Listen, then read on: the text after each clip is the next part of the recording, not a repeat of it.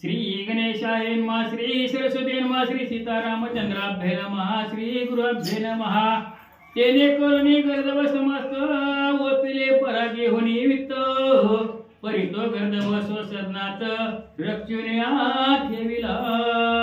कथेचा अनुसंधान इथपर्यंत आलेला आहे। गाढव सुरोचन गंधर्व गाढवाच्या वेशामध्ये त्या कुंभाराच्या घरी आल्याबरोबर त्यानं परिस्थिती बिघडली त्याच्यामुळे गरिबी आल्यामुळे त्यानं गाढव विकून टाकली। पहिली होती ती, पण नवीन जी गाढव आलेलं होतं, मिक्स होऊन आलेलं जी गाढव होतं नवीन, ती गाढव त्यानं आपल्या घरामध्ये ठेवलं आणि बाकीची जुनी गाढव विकून टाकली। काय झालं? रचिला परी एकट्याद्वारी गर्दभमनी विचार करी एकांती एकट्या परी कमट कुलाले ठेविला।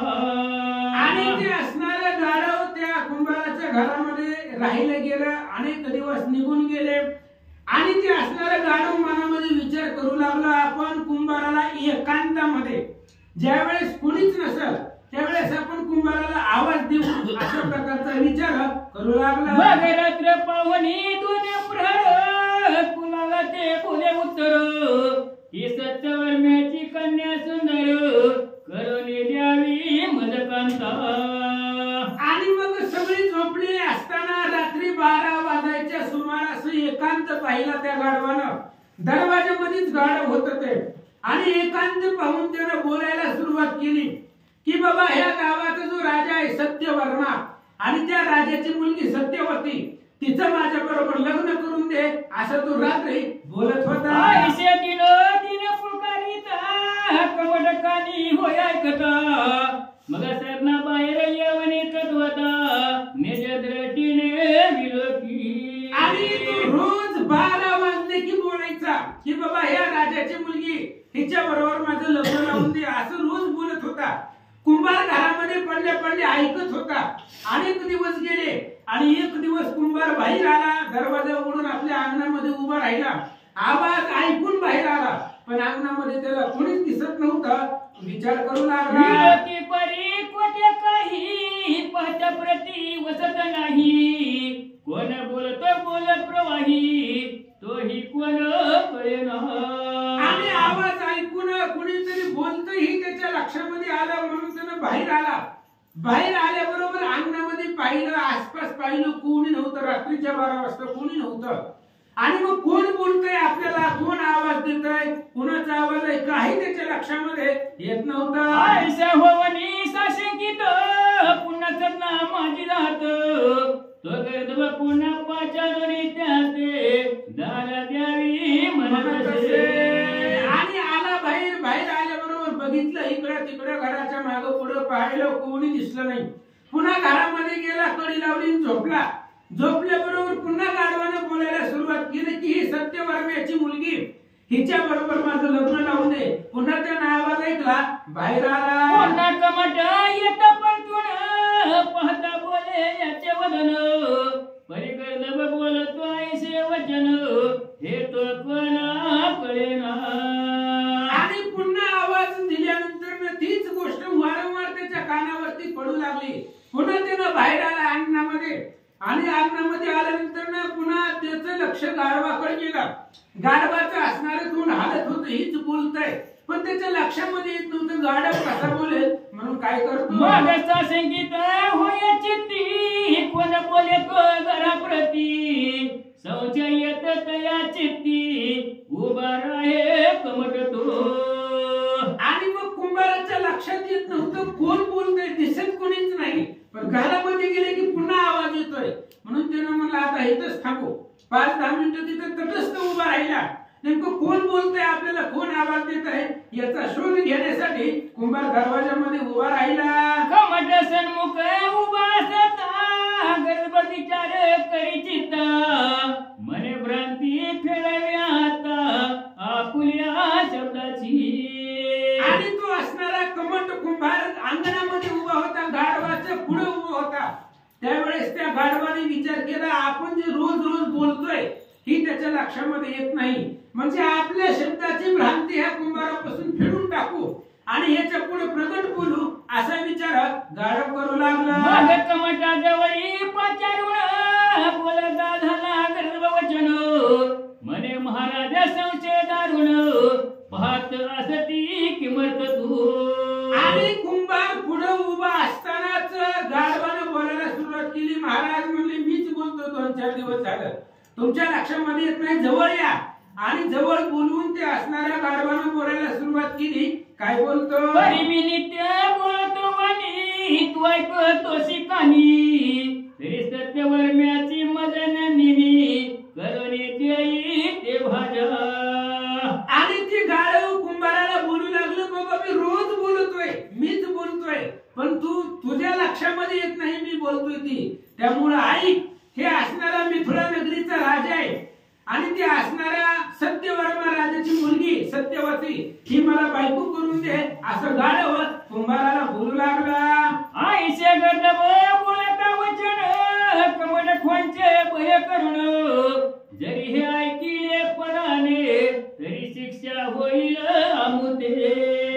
आणि असं गाढवानं बोलल्याबरोबर कुंभार घाबरला. आधी त्यानं आसपास बघितलं कुणी ऐकलंय का, नाहीतरी आपल्याला जर राजाला कुणी सांगितलं कळलं तर राजा आपल्याला दंड करेल, शिक्षा करेल. म्हणून कुंभार घाबरला अंतकरणामध्ये आणि गाढवाला काय बोलू लागला? रे प्रत्यक्ष मिसळपासी सोयरानिव मेरू मसे कत्य विमानव समरंगण मिरविसी. कुंभारानं बोलायला सुरुवात केली. अरे तू कोण हाय? तू गाढवाच्या वेशामध्ये, गाढवाचा जन्म आहे आणि तू काय राजाचा जावई होण्याचा प्रयत्न करायला लागला. अरे मेरू पर्वत कुठं, उंदीर कुठं, ह्याची बरोबरी होणार आहे का? राजा कुठं, रंग कुठं? अरे तुझं गाढवाचं शरीर आहे आणि राजा, कोणता राजा गाढवाला मुलगी देणार आहे असा कुंभार बोलू लागला. कोटे राजा कोटे रजक कोटे तुरे मागणार भिक कोटे मेरू कोटे मशक आणखी खदत मिरवला. अरे बाबा दिवा असावा, सूर्य असावा, दिव्याची सूर्याची बरोबरी करता येत नाही. मेरू पर्वताची आणि उंदराची चिलटाची बरोबरी करता येत नाही. तशी तू गाढव आहे, दारोदारी भीक मागणार आहे आणि तू मिथिला नगरीचा राजा आहे. तो मग तुझी आणि त्या राजाची कशी बरोबरी होणार आहे असं कुंभार आईसा विचार कमट करीत मने परवे नहयात तरी आता त्या जोनी ग्रामाते प्रदेशा प्रति वसावे. आणि त्या गाढवाचं बोलणं ऐकलं कुंभाराला भीती वाटली. आता ह्या गावामध्ये राहणं चुकीचं आहे. आज हे गाढव आपल्यापाशी बोललंय, उद्या जर कोणापाशी बोललं तर आपल्याला राजा दंड करेल, मारून टाकील. त्याच्यामुळे आता ह्या गावामध्ये राहणं नाही, म्हणून हे गाव सोडावं आणि लांब कुठल्या तरी गावामध्ये जाऊन राहावं असा विचार कमट कुल्ला. सत्य वर्मरायाच तरी शिरछे दोन्ही कसायाच अर्पिल दान निर्धारे. कुंभाराने विचार केला आता या गावामध्ये राहणं राहायचंच नाही. आताही गाढव आपल्यापाशी बोललोय असंच कळत कळत जर राजापर्यंत बातमी गेली तर राजा आपलं मुंडकं छाटून टाकील आणि कसायाला विकून टाकील. म्हणून आपलं प्राण जाईल त्या गाढवाच्या जर ऐकलं गेलं. त्याच्यामुळे आता ह्या गाढवाला मी घेऊ, आपलं परिवार घेऊ आणि लांब कुठेतरी गावामध्ये जाऊन राहू असा विचार कुंभाराने केला. विचार करीता चित्ती तो उदयास पावला ग बसती मग कांतेची सांगणी गर्द बनिती पलानाशी निश्चय केला. आणि मग कुंभार ते असणाऱ्या गाढवाला त्यानं प्रत्युत्तर दिलं नाही. घरामध्ये गेला, झोपला. सकाळी सूर्य उगवला आणि सकाळ झाल्याबरोबर बायकोला ती सगळी गाढवाची कथा सांगितली. ती गाढव आपल्या दारातलं रोज रात्री मला बोलवतील, राजाची मुलगी बायको करून दी म्हणतोय. त्याच्यामुळे ह्या गावामध्ये आपल्याला राहायचंच नको म्हणून गाव सोडण्याचा निश्चय पती पत्नीने केला. गया लागी नशे ज्ञान ही प्रत्यक्ष पशुने बोलावे वचन हे आश्चर्य वाटे ना. पण त्या कुंभाराच्या लक्षामध्ये साधी एक गोष्ट लक्षात आली नाही की बाबा हे गाढव आहे आणि आजपर्यंत गाढव कधी बोललंच नाही. मग ज्या अर्थी हे बोलतय त्या अर्थी गाढव नसावं, कोणीतरी असावं गाढवाच्या वेशामध्ये. एवढी बुद्धी त्या कुंभाराची चालली नाही, त्याला ज्ञान कळलंच नाही, त्याच्या लक्षामध्ये झालं नाही. गाढव पशुही वाचही नसतं, कोणत्याच पशुला बोलता येत नाही. मग हे गाढव बोलतय याच्यावरती विचार त्या कुंभाराने केला नाही. पशु असती वाचा रहित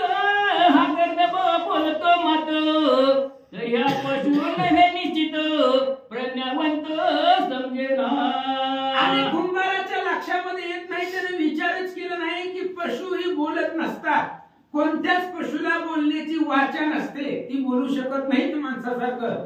मग ज्या अर्थी गाढव बोलतय, आपल्या बरोबर संवाद करतय, त्या अर्थी गाढव नाही, कोणीतरी प्राज्ञिक पुरुष आहे, ही त्या कुंभाराच्या लक्षामध्ये यायला पाहिजे होता, पण आलं नाही. म्हणून यासाठी पुढपणे योजले त्यांनी पलायन, त्यांची गर्द ग्रंथी का वाहून, संसार ग्रंथी का भरी गेली. म्हणून ती असणारी अज्ञान होती कुंभार, त्याने विचार केला नाही, स्वतःची बुद्धी चालवली नाही. बाबा ही गाढव आहे, बोलत नसते, मग बोलायला लागले, याच्यावर काहीतरी विचार तुम्ही करायला पाहिजे होता, पण केला नाही. त्याच गाढवावरती आपला असणाऱ्या घरातले सगळं ओझे संसार बांधला, जी भांडी कुंडी होती ती असणारी बांधून त्याच गाढवाच्या पाठीवरती ठेवली आणि गाव सोडून निघाले. संसार वाहुनी गणमावरता, त्या सवे चालती उभयता, सजती ती चालता ग्रामद्वारी ते आले. आणि त्याच गाढवाच्या पाठीवरती त्यांनी आपल्या संसाराचं ओझं ठेवलं आणि पती पत्नी आणि ही गाढव तिघजण गाव सोडून बाहेर कुठेतरी जाऊन राहावं म्हणून निघालेली होती. आणि गावामध्ये जी काही वेश आहे त्या वेशीपर्यंत हे तिघजण आले. रक्षक तीही पाहतात यांची स्थिती, समजून त्यांची पलायन रीती, तारीख गण्याने करून या. आणि गावाच्या बाहेर जाण्यासाठी मुख्य दरवाजा असतो, त्या दरवाजामध्ये द्वारपाळ असतात राजाचे, किंवा बाहेरचा कुणी गावामध्ये येऊ नये, आला तर विचारावे, चौकशी व्हावी, गावातला कुणी बाहेर जाऊ नये याच्यासाठी द्वारपाळ ठेवलेले होते. आणि त्या द्वारपाळाने कुंभाराला पाहिलं की सगळं संसार घेऊन निघालेला आहे, संसारातलं म्हणजे गाव सोडून चाललाय. ही द्वारपाळांच्या लक्षामध्ये आल्यानंतर द्वारपाळ काय म्हणतात, मगती हटकी ती कवटा कारणे, मनती संसार गंधवी वाहून, किंमत तू पलायन करीसी सांग कमटारे. आणि द्वारपाळाने त्या कुंभाराला अडवलं, म्हणले बाबा हे असणाऱ्या गावामधलं तू काय कुंभार आहे आणि अनेक वर्षापासून या गावामध्ये राहतो, मग आज अचानक सगळं संसार घेऊन गाव सोडून जाण्याचं काय कारण आहे, कशामुळे गाव सोडून चालला, असं द्वारपाळ विचारू लागले. रक्षक तेव्हा तो झाला भय व्यापक, न बोले वचन काही एक, मुखस्तंभ बावरीला. आणि ज्यावेळेस द्वारपाळाने विचारलं की गाव सोडून का चाललाय, फक्त गाव सोडून जाण्याचं कारण सांग आणि जा, पण ती कुंभार त्यांना काहीच बोलना. कसं बोलायचं, आता ही गाढव राजाची पोरगी मागते, द्वारपाळांना कसं सांगायचं, त्याच्यामुळे तो गप बसला, उभा राहिला. क्षणभर द्वारपाळांना काहीच उत्तर दिलं नाही. काय झालं, ते नाना युक्ती प्रयुक्ती पलायनार्थ पुसती, परितो नवदे दुःखा परती, संशयात मिरवतसे. आणि ते द्वारपाळ हुशार होते, प्राज्ञिक होते, त्यांनी नाना युक्तीला कुंभाराला विचारायला सुरुवात केली. बाबा गाव सोडून का चालला, काय कारण आहे, काय त्रास होतोय तुला, कोण काय बोललं, नेमकं गाव सोडून जाण्याचं कारण काय आहे. पण कुंभार घाबरलेला होता आणि जी गोष्ट त्याला सांगायची होती त्याच्या मनामध्ये संशय आला, द्वारपाळाने ही गोष्ट कशी सांगावी, बरं जरी सांगितली तर कोण विश्वास ठेवणार आहे, म्हणून कुंभार घाबरला आणि उभा राहिला. जरी हात वधू केवळ, तरी सध्या वरवान अंग स्पर्शील आमुचे. कुंभाराने विचार केला, ह्या जर द्वारपाळांना आपण सत्य परिस्थिती सांगितली की बाबा ही गाढव मध्यरात्री बोलते, राजाची पोरगी बायको करून दे म्हणते, असं जर आपण ह्या द्वारपाळांना सांगितलं तर द्वारपाळांना सुद्धा राग येईल आणि वळवाना अग्निरूपी द्वारपाळ माझ्या अंगावरती येतील आणि मला मारून टाकतील, असा विचार कुंभाराने केला. बोलायची काही मुखस्तंभ विचिरे वाचा प्रवाही, मग ते द्वारपाळ प्रज्ञा देही, अटक करीती कमटाते. आणि द्वारपाळ विचारत होते कुंभाराला, वारंवार सारखं विचारत होते, बाबा गाव सोडून का निघालास, पण कुंभारानं काहीच उत्तर दिलं नाही. त्यावेळेस द्वारपाळाने त्याला अटक केली, म्हणजे आपल्या ताब्यामध्ये घेतलं. ह्याला राजाच्या दरबारामध्ये नेऊन राजा पुढे उभा करायचं, राजाला सांगायचं हे गाव सोडून चाललाय असा विचार त्यांनी केला. म्हणती आयशी वस्ती टाकून कमटा तू करीतोसी पलायन, तरी ते राय ते श्रुत करून मग बोलू तुझं कमटा रे. आणि त्या द्वारपाळाने कुंभाराला आपल्या ताब्यामध्ये घेतलं, सांगितलं हे बा एकतर ह्या गावामध्ये कुणाला काही कसला त्रास होत नाही, राजा एवढा प्राज्ञिक आहे, हुशार आहे ह्या गावचा, त्यामुळे असलं गाव सोडून तू बाहेर जाऊ नये असं आम्हाला वाटतंय. पण शेवटी तुझी इच्छा आहे, तुला जर गावात सोडून जायचं असेल तर जा, पण आमचं काम आहे, आम्ही आधी राजाला सांगणार, राजा जर जाऊ दे म्हणला तर तुला आम्ही स्वतः सोडवायला येतो. आईशे वदनी द्वारपाळा राजांगणी धावली चपळ, म्हणती महाराजा कमट कुलाल ग्रामातून जातसे. आणि अशा प्रकारचा विचार केला. एका द्वारपाळाने त्याला तिथं धरून ठेवलं मुख्य दरवाजामध्ये गावाच्या बाहेर विसी मध्ये, आणि दुसरा द्वारपाळ राजाकडे गेला, सत्यवर्मा राजाकडे, आणि राजाला सांगितलं राजे साहेब आपल्या गावातला कुंभार जो अनेक दिवसापासून या गावामध्ये आहे आणि तो असणारा कुंभार अचानकपणे एकाच रात्रीमध्ये त्याने विचार केला आणि आपलं गाव सोडून चाललेला आहे असं राजाला द्वारपाळाने सांगितलं. पाठवणी आपुले दूत कमटानीला राजसभेत, सभास्थानी जाताची त्याते रावस मुके पुसतसे. मग राजाने लगेच दुसऱ्या दूतांना पाठवलं, जा म्हणले त्या कुंभाराला घेऊन येतो राजसभेमध्ये या. राजालाही आश्चर्य वाटलं, म्हणजे एवढा असणारा कुंभार अचानक गाव सोडून जाण्याचं काय कारण असावं, म्हणून त्याने द्वारपाळ पाठवले आणि त्या असणाऱ्या कुंभाराला राज दरबारामध्ये आणलं. म्हणे काय झाली दुःख मात, कोण ते दुःख तुझं वसत, झाले म्हणून ग्रामाते सांडूनिया जासी तू. आणि सत्यवर्मा राजाने कुंभाराला कमट कुल्लाला विचारलं, म्हणले बाबा का गाव सोडून निघालाय, तुला कोण काय बोललं का, कोणी तुला त्रास दिला का, काय अडचण आहे नेमकं, म्हणजे आमच्यापासून आमच्या सेवकापासून किंवा कोणापासून तुला त्रास झाला असेल तरी तर मला सांग, आणि तुझं दुःख जे आहे ज्या दुःखामुळे तू गाव सोडून चाललाय ते दुःख मला सांग, जर माझ्याकडून झालं तर त्याचं निवारण करील असं राजा बोलू लागला. मराठी तो कोणी अर्धे झालाशी कष्टी, तरी तू अर्ध वदनी होती श्रुत करी आमुते.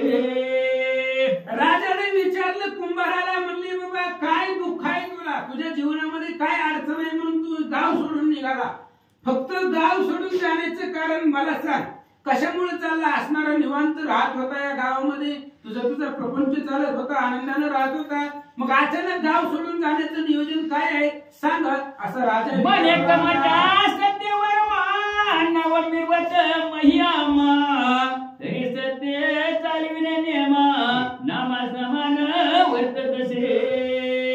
आणि सत्यवर्मा राजाने कुंभाराला सांगितलं, आहे बघ माझं नावच आहे सत्यवर्मा, माझ्या बोलण्यामध्ये सत्यता आहे, वागण्यामध्ये सत्यता आहे आणि आचरणामध्ये सत्यता आहे, त्यामुळे नावासारखा वागणारा मी राजा आहे, त्यामुळे तुला काय दुःख आहे काय अडचण आहे मला सांग असा राजा बोलता वचन कमट बोले राया कारणे, हे महाराजा प्रजा पालना कारणे तुम्ही दक्ष आहात की. आणि अशा प्रकारे राजांना बोलल्यानंतर कुंभारानं सांगितलं, महाराज तुम्ही नावाप्रमाणे आहात, प्रजा पालनामध्ये अतिशय दक्ष आहेत, हुशार आहेत, त्यामुळे याबद्दल माझी काही शंका नाही आहे, पण सांगतो ऐका. परी माते दुःख जे आहे ते वाचने बोलता नाही, बोलो जाता प्राण्यालाय लिहे मुक्त होईन की. आणि त्या कुंभाराने सांगितलं, राजे साहेब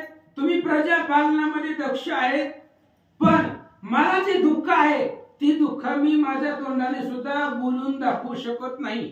मला जी दुःख आहे ती जर मी सांगत सुटलो तर माझा असणारा देह म्हणजे मला मारून टाकतील लोक, तुम्ही किंवा बाकीचे जिच्या पुढे बोलाल ते मला मारायला धावेल, म्हणून मी बोलू सुद्धा शकत नाही असं बोलू लागला. राव म्हणे मला कडून जात असेल तुझा प्राण, तरी अन्याय माफ करीन रक्षीन प्राण तुझा की. आणि राजाने कुंभाराला सांगितलं, हे बघ बिनधास्त तुला काय बोलायचंय ती बोल, कोणतं दुःख आहे ते मला बोलून दाखव. तुझ्या बोलण्यानं जर तुला असं वाटत असेल की मी बोलल्याबरोबर राजा उठल आणि मला मारून टाकील, तर मी अभय देतो. माझ्यापासून तुला कुठल्याही प्रकारचा त्रास दुःख होणार नाही. तुझ्या देहाचं मी रक्षण करेन. जे तुला बोलायचे ती उघड बोलून दाखव, असं राजा बोलला. बोला कारण हे संशय निर्मित असेल म्हणे, तरी माझे सदैव वचन घेही कमटातून.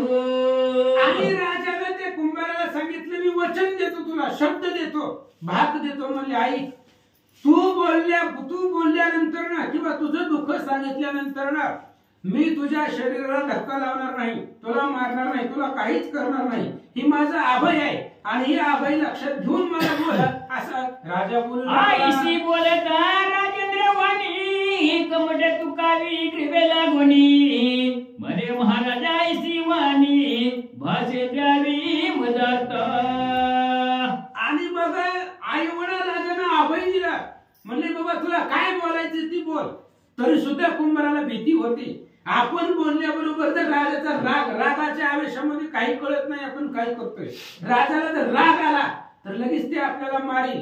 म्हणून कुंभाराने सांगितलं, महाराज फक्त तोंडानं बोलून जमत नाही, मला वचन द्या, तसं शब्द द्या तर मी बोलतो, असं सांगू लागला. अवश्य मननी सत्यवर्मा, तर भाषा देत उत्तमा, मग मने कमटा केशवरमा, वदनी दावी मदाता.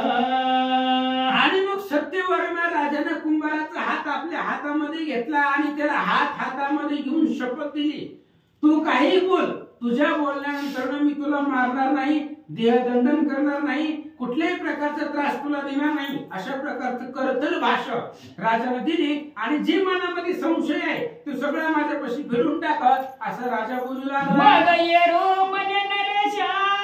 एकांती दावी न शब्दलेशा, आयसे बोलता कमट सहसा, एकांता ते चालिये. आणि त्यावेळेस लगेच ते असणाऱ्या कुंभाराने सांगितलं. म्हणले महाराज कसं आहे, तरी सुद्धा कुंभाराला भीती होती, जास्ती होती.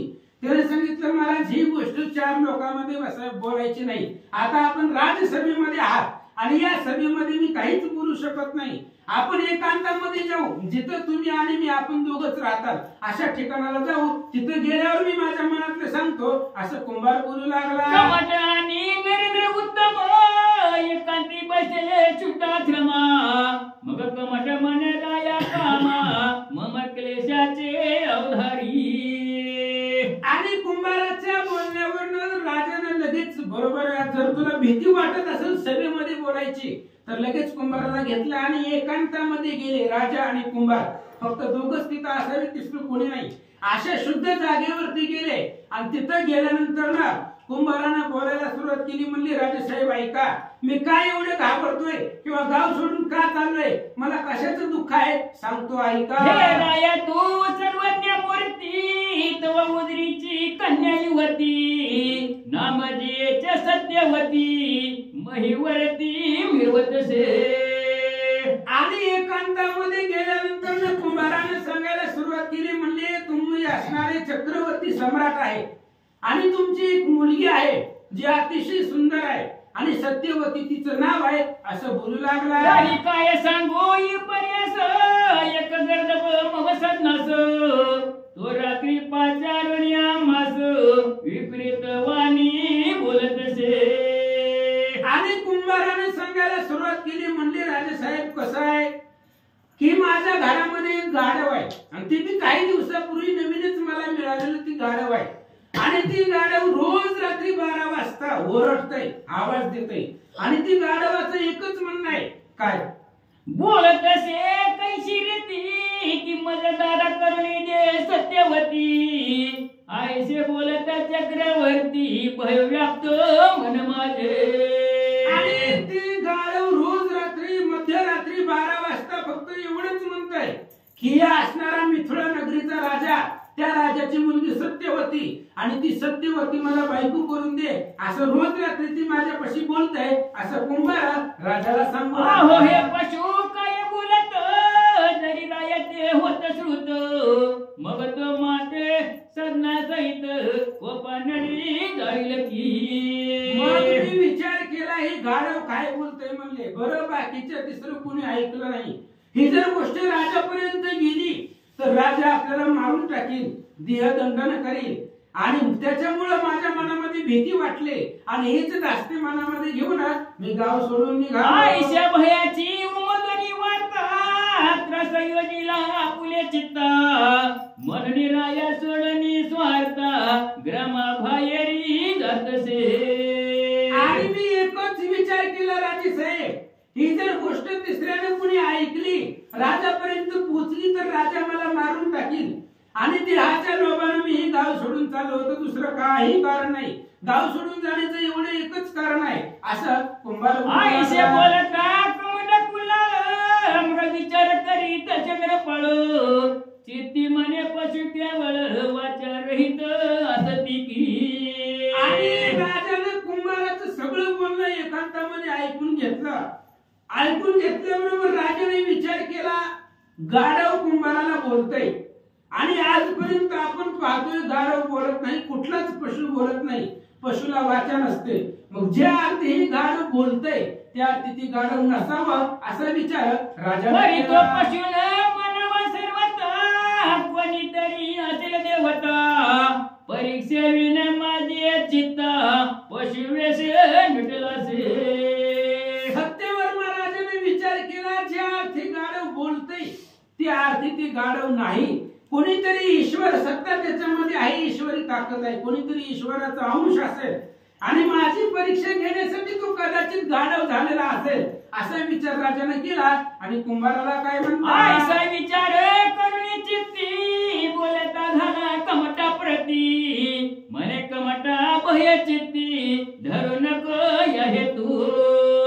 आणि मग लगेच विचार केला राजाने आणि कुंभाराला बोलायला सुरुवात केली. म्हणले, कुंभारा, ह्या गोष्टीची भीती मनामध्ये धरू नको, ही सगळी भीती सोडून दे आता आणि मी जी काही बोलणार आहे ते जरा लक्षपूर्वक ऐकत. असं राजा आता कुशलपणे टाऊ आपले भावलक्षण आणि तयाची परीक्षा करून सत्यवती ओपावी.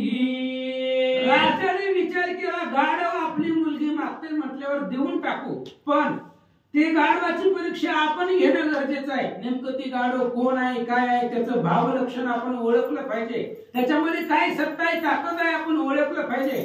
ज्यावेळेस आपल्याला विश्वास बसेल हे गाढव नसून कोणीतरी देवता आहे असं जर लक्षात आलं किंवा गाढवामध्ये जर काय आपल्याला विशेष वाटलं तर आपण मुलगी त्या गाढवाला देऊ असा विचार राजाने केला. स्वस्त करी आपले मन गर्दव करिता तुझे भाषण उत्तर युक्ती तू ऐकू. आणि राजाने त्या कुंभाराला सांगितलं, कुंभारा, हे सगळं असणार तुझे घरदार घेऊन संसार घेऊन घरी जा, घरी जाऊन निवांत राहा, पण एक गोष्ट ऐक. म्हणजे आता मी जी बोलतोय ते, उद्या रात्री जर ती गाढव बोलायला लागलं तुला आणि ते जर म्हणायला लागले की राजाची मुलगी मला बायको करून दे, तर त्या गाढवाला काय उत्तर द्यायचं सांगतो. ते बोलता गर्व मात तरी ते उत्तर द्यावे त्वरित की हा प्रकार नाही ते श्रुत केला असे महाराजा. आणि तो असणारा राजा सांगू लागला कुंभाराला, म्हणले, हे बघ, उद्या जर ती गाढव तुला बोलायला लागलं तर तू गाढवाला म्हणायचं, गाढव महाराज, तुमचा जो निरोप आहे ती मी राजापर्यंत घेऊन गेलो होतो आणि तुम्ही जी त्या राजाची मुलीचं मागणं करताय ते हा निरोप मी राजापर्यंत पोहोचवलाय, एवढं त्याला सांगायचं. राजा उत्तर आले आहे तव बोलावर तरी धातू ताम्राचे मी तुला नगर करून द्यावे सर्वस्वे. आणि राजाने कुंभाराला सांगायचं, त्या गाढवाला असं उत्तर द्यायचं की बाबा, तुझा निरोप मी राजापर्यंत पोहोचवलाय, पण राजे साहेबांचं असं म्हणणं आहे, हे जे मिथुळा नगर दिसतंय ते सगळे मिथुळा नगर तांब्याचं आणि धातूचं हे नगर बनवून दे. असं जर तुम्ही केलं तर राजा तुम्हाला मुलगी द्यायला तयार आहे. पूर्ण झाली ताम्रवती मग आपुल्याचे देईल सत्यवती ऐसे सांगोनी तया प्रती तुष्ट करी चित्ताते. आणि राजा तो कुंभाराला सांगू लागलेला आहे, असं गाढवाला सांगायचं आणि त्या गाढवाला सांगायचं, ही जी ताम्रवती ही मिथुला नगरी जी आहे ती मिथुला नगरी तांब्याची करून द्या आणि त्यानं जर केली तर मग तुम्हाला राजासाहेब तुमची त्यांची मुलगी तुम्हाला द्यायला तयार आहे असं बोलू लागला. आईसे कमटानंद्र उत्तमे सांगून दिला उत्तर नेम तुष्ट करून मना धर्म बोलविला कमट तो. आणि अशा प्रकारे त्या कुंभाराचं चित्त जे आहे ते त्यानं प्रसन्न केलं. राजासाहेबांना म्हणले बिनधास्त घरी जा आणि घरी गेल्यानंतर फक्त मी जे आता तुला सांगितलेलं आहे तेवढं तू त्या गाढवाबरोबर बोलायचं.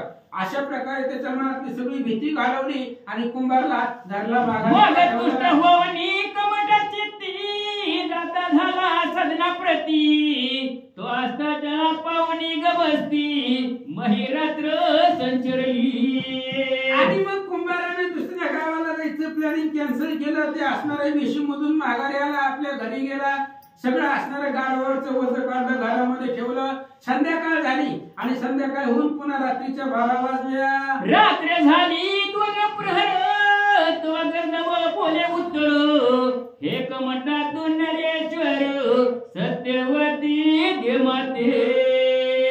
आणि मग रात्रीच्या 12 वाजल्या आणि रोजच्या प्रमाणात त्या गाढवानं बोलायला सुरुवात केली आणि कुंभाराला हाका मारून बोलू लागला. कुंभारा म्हणला हे असणाऱ्या राजाची मुलगी आणि ह्या मुलीबरोबर माझं लग्न लावून दे असं गाढव बोलू लागला. आईसे बोलता पशुयुक्ती कमट उत्तर देत या प्रती म्हणे महाराजांना पाप्रती श्रुत केले आहे मी.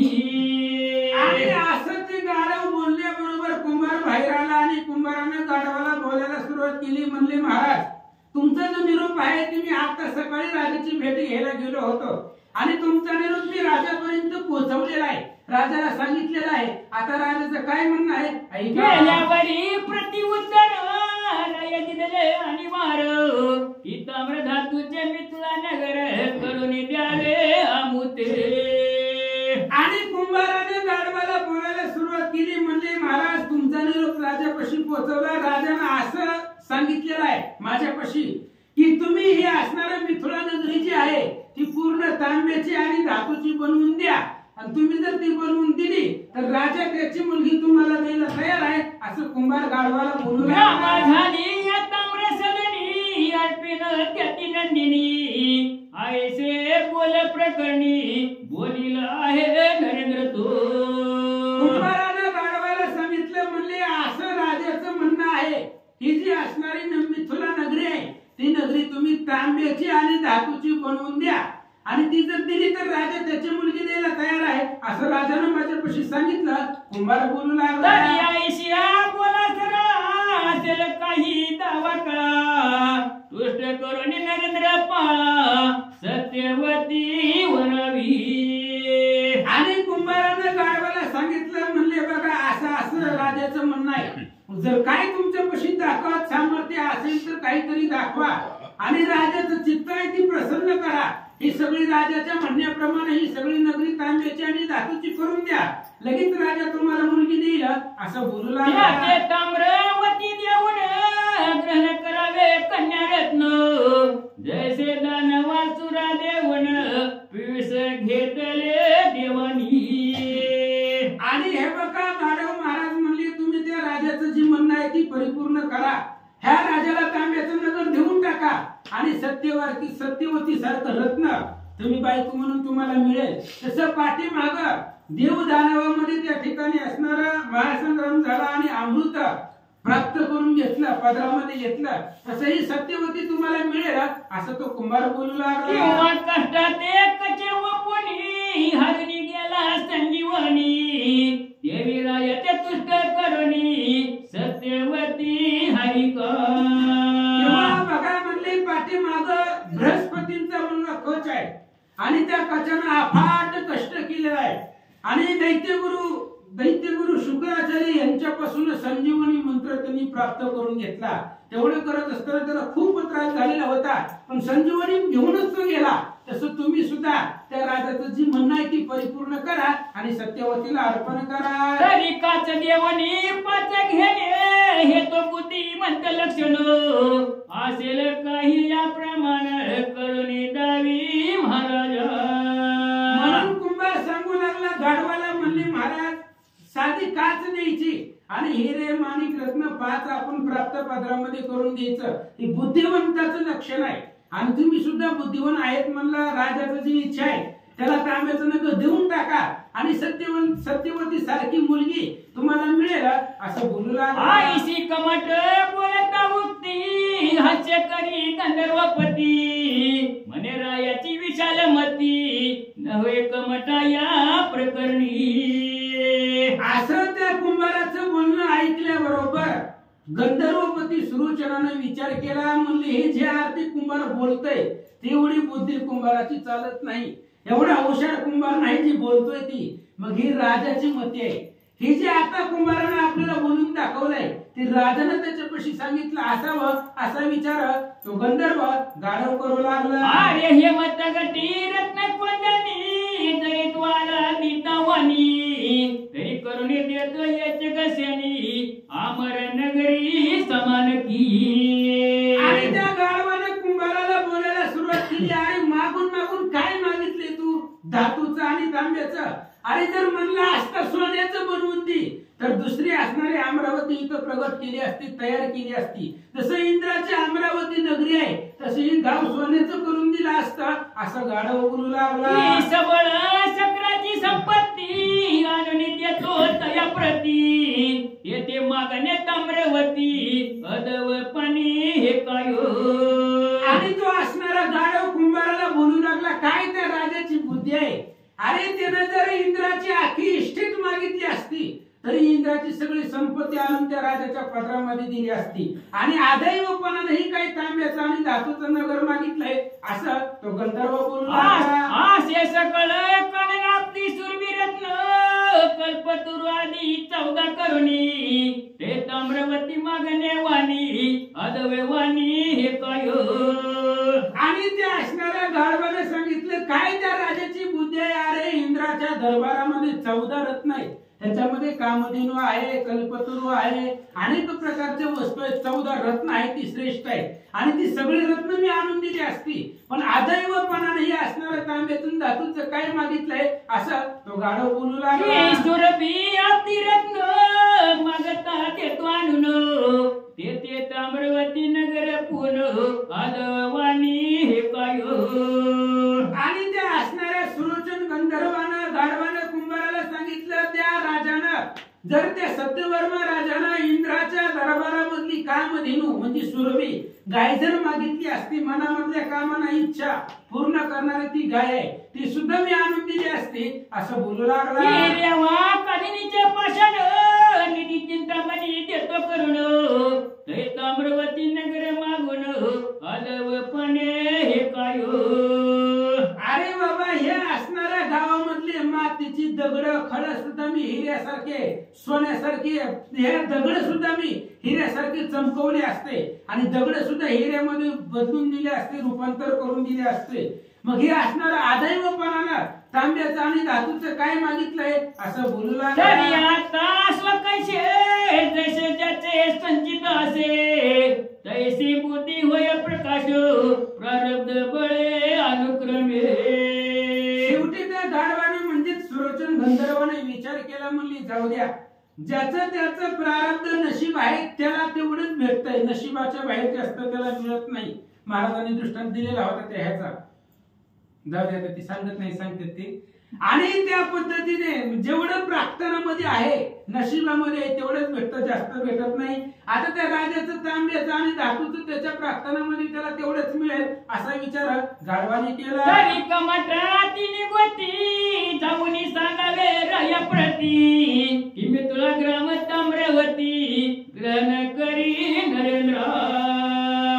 आणि लगेच त्या गाढवाने कुंभाराला सांगितलं. म्हणले जा राजाला जाऊन सांग आता रात्रीचे 12 वाजले, उद्या सकाळी सूर्य उगवण्याच्या आधी 7 तळी सोन्याची बिल्डिंग तुला उभी करून दाखवतो. म्हणजे उद्या सकाळी झोपीतनं उठल्या उठल्या सगळं असणारं नगर तांब्याचं आणि धातूचं करून देतो असं राजाला जाऊन सांग. अवश्य मरणी कुलाळ गावनी वंदीला मी तुला पाळ मग महाराजा गोपा कुचळ बोलीला ते ऐकावे.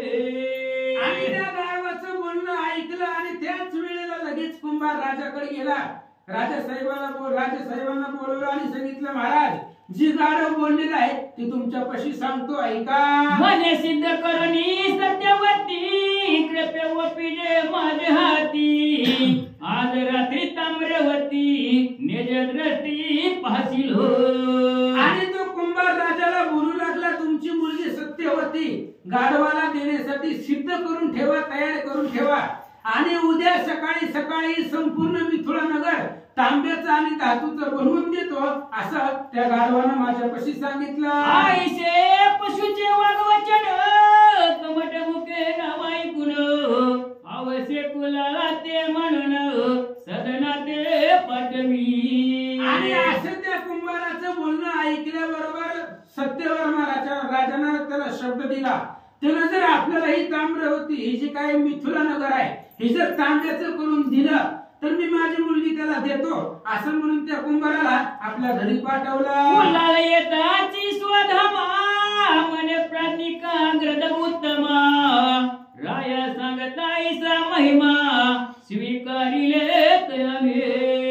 आणि लगेच राजाची भेट घेऊन कुंभार घरी आला आणि कुंभारानं गाढवाला बोलायला सुरुवात केली. म्हणले महाराज तुमचा जो निरूप आहे ते मी राजाला पोहोचवलेला आहे आणि राजाने स्वीकारलंय. जी बोलणं आहे ती बोलणं मान्य केलेलं आहे. आता उद्या सकाळी ही सगळी नगरी तुम्ही तांब्याची बनवून द्या, मुलगी तुम्हाला मिळेल असं कुंभार बोलू मग प्रत्यक्ष होता विश्वकर्मा मने महाराजा गंधर्व उत्तमा कवन कामी काम तुम्हा वेदला से महाराजा.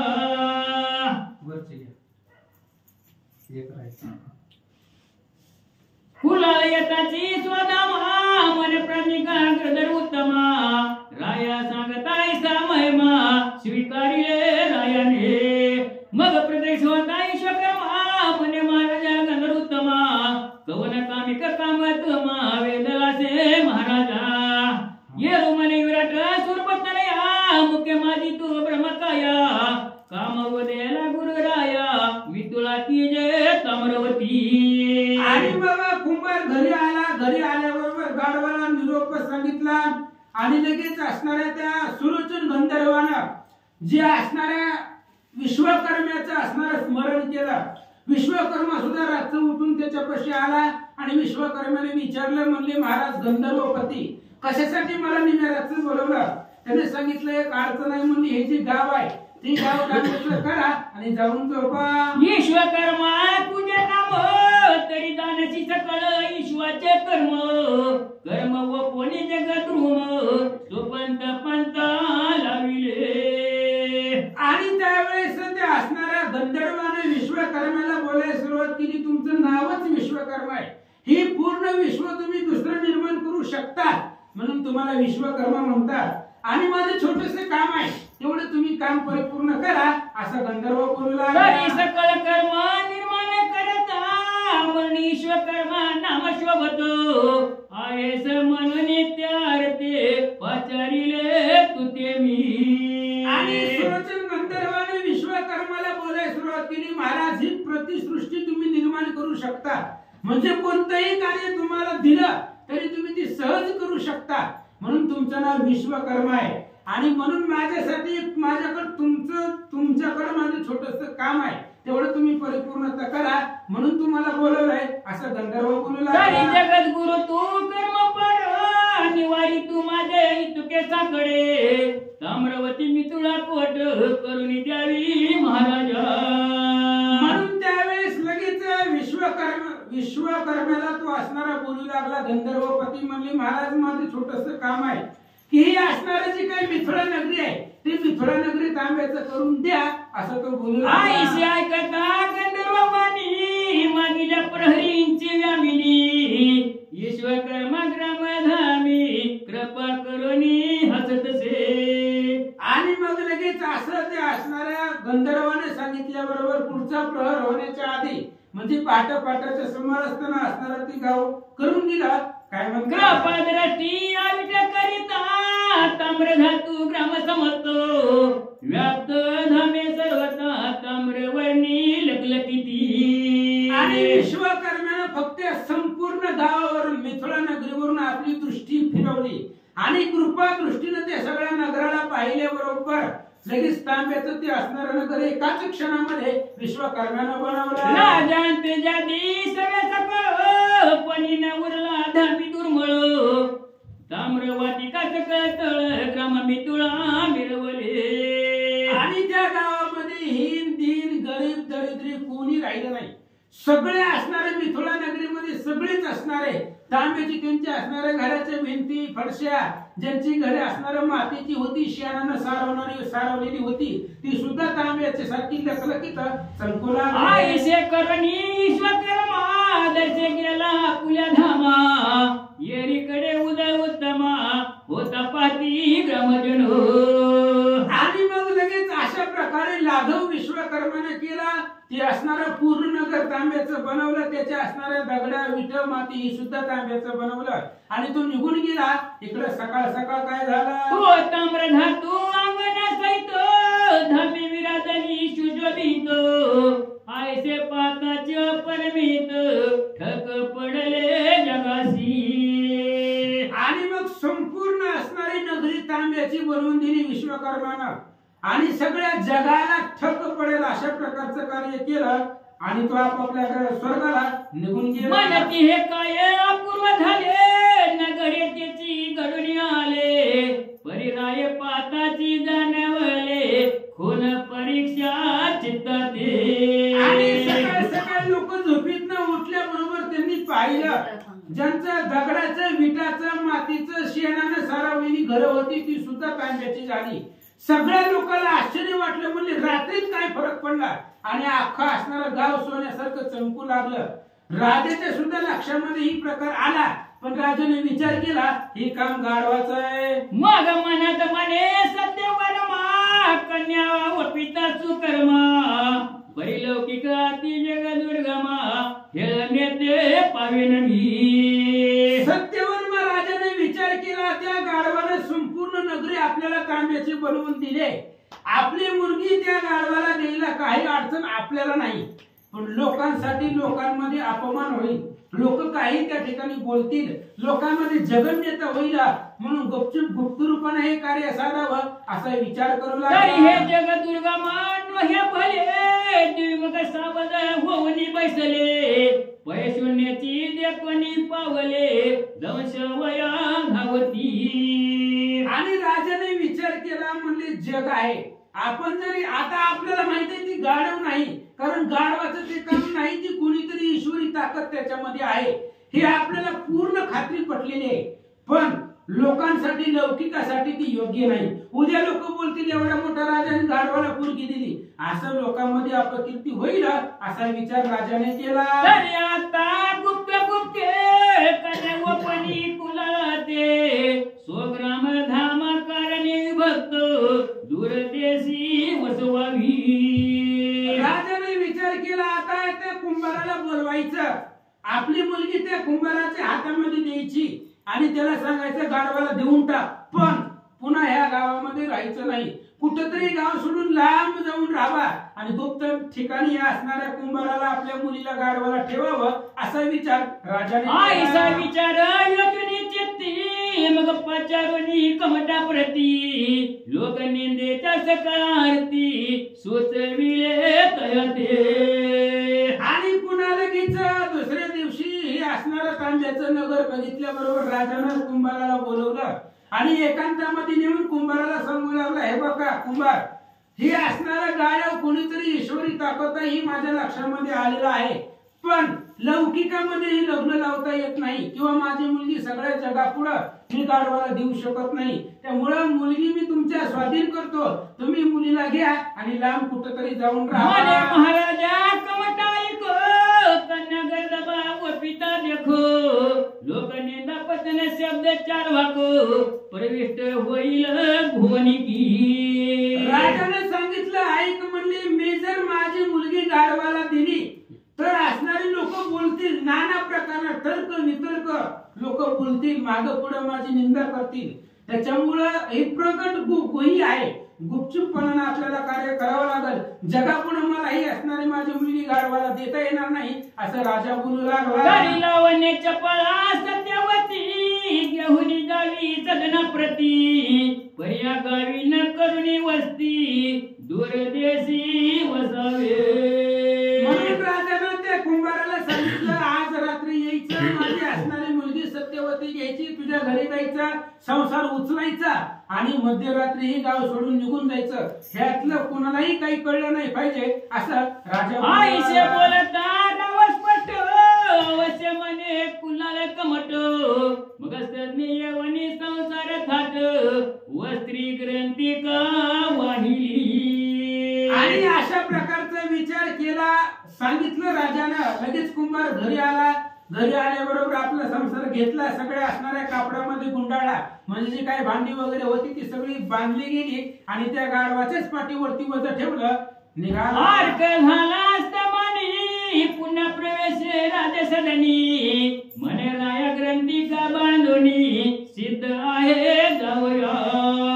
आणि राजाने सांगितल्याबरोबर त्या असणाऱ्या कुंभारानं सगळं आपलं जी काही संसार आहे ती संसार एका म्हणजे भांडी कुंडी एका कापडामध्ये त्यानं बांधून गठोडं बांधून ठेवलं. आणि संध्याकाळी सूर्योदयाच्या वेळेला राजाकडे गेला आणि राजाला सांगितलं, राजेसाहेब तुम्ही म्हणता त्या पद्धतीने मी गठोडा बांधून ठेवलाय, फक्त आता निघायचं राहिलं. कन्या युवती मने पवित्र सत्यवती तुझे अर्पिली देवा प्रती स्वीकारावे तयाते. आणि असं त्या कुंभाराने सांगितल्याबरोबर राजानं आपल्या मुलीला बोलवलं सत्यवतीला आणि सत्यवतीला सांगितलं, हे बघ ह्यांच्याकडे गाढव आहे आणि ते आता मी तुला त्या गाढवाचे स्वाधीन करणार आहे, पण तो गाढव नाही, तू कोणीतरी देव आहे ह्याची प्रचिती मला आलेली आहे. पण आता तू नेमकं कोण आहे, कोणचा देव आहे ती तुझे तू शोध घे असं राजा सांगू लागला. परीक्षेले कैसे तरी मी तुला ताम्रवती लेसे शरण लोटता केले असे तस्मात देव निश्चय तो.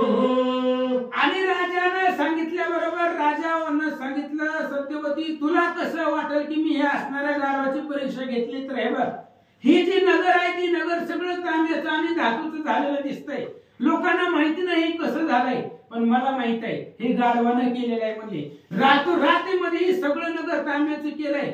ज्या अर्थी गाढव हे करू शकतोय त्या अर्थी तो गाढव नाही.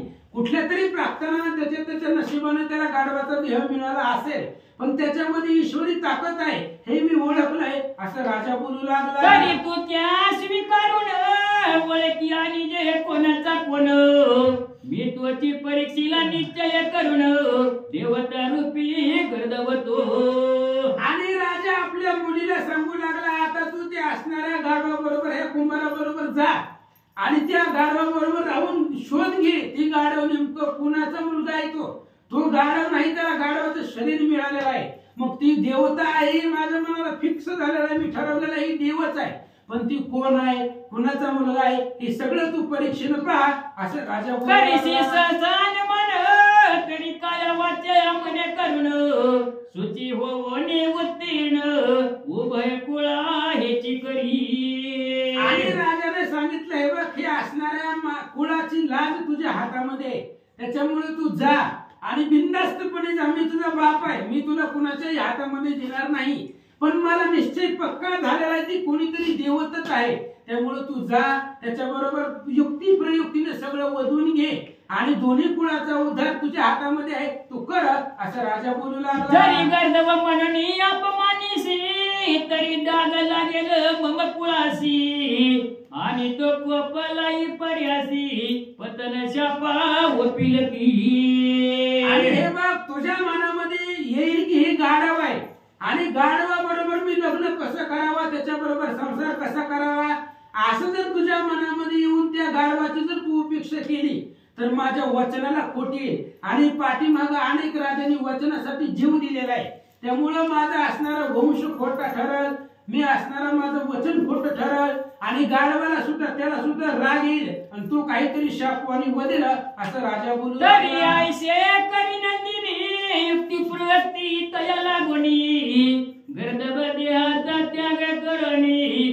स्वस्वरूपी मिरविका. म्हणून राजाने सांगितलं तू आता असं कर, ते असणाऱ्या ह्या कुंभाराबरोबर जा आणि युक्ती प्रयुक्तीनं ते असणाऱ्या गाढवाबरोबर संवाद कर आणि त्याच्याही शरीराचा उद्धार तुझ्या हातामध्ये आहे, त्याचाही उद्धार होईल आणि आपल्याही कुळाचा उद्धार होईल, असं तू कार्य कर. राजा करुणी उभय कुळ पक्षी उदारत मिरवेल दक्षी तरी आता शुद्ध कांक्षी कमट सदना सेविका. हे बघ म्हणले आता तू ह्या कुंभाराच्या घरी जा. घरी गेल्यानंतर ना तुम्ही कुठेतरी लांब जाऊन राहा. त्यावेळेस तिकडे गेल्यानंतर ना ही गाढव कोण आहे, कोणाचा मुलगा आहे, हे सगळं शोध तू तुझ्या बुद्धीने घे आणि दोन्ही कुळाचा उद्धार कर, असं राजाने. आईशे बोलत कित्या सदनी अवश्य म्हणून शुभाननी मग कुलाला ग्रही जाते घेवली निशी माझी संचरली. आणि मग लगेच त्यावेळेस राजाचं बोलणं मुलीने सगळं सत्यवतीनं ऐकून घेतलं आणि आपली वडिलाची इच्छाच आहे की आपण गाढवाबरोबर जावं आणि त्याचा सगळा शोध घ्यावा. म्हणून असणाऱ्या कुंभाराने रात्रीच्या वेळेला सत्यवती घेऊन निघाला. संचरली घरी म्हणता पोटा लावणी दावी भरता सत्यवती ऐसे बोलता राव पुसे कवटाटे. आणि मग त्या सत्यवतीला कुंभाराने हाताला धरलं, आपल्या घरामध्ये नेलं आणि त्या कुंभाराने त्या गाढवावर बोट दाखवलं आणि सांगितलं होणारा नवरा तुमचा ही आहे, ह्याच्या बरोबर लग्न करा, असं कुंभाराने सांगितलं. राव पुसे कमटाचाही दाविताची राव लागे पायी म्हणे महाराजा हे जावई पालन करी कन्येचे.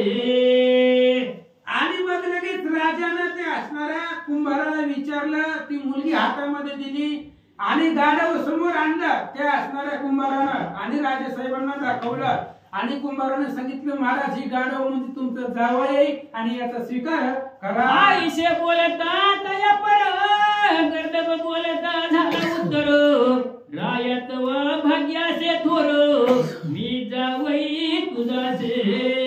कुंभाराने राजासाहेबांना सांगितलं गाढवाकडे बोट करून म्हणले हे तुमचा जावई होणारा याचा स्वीकार करा.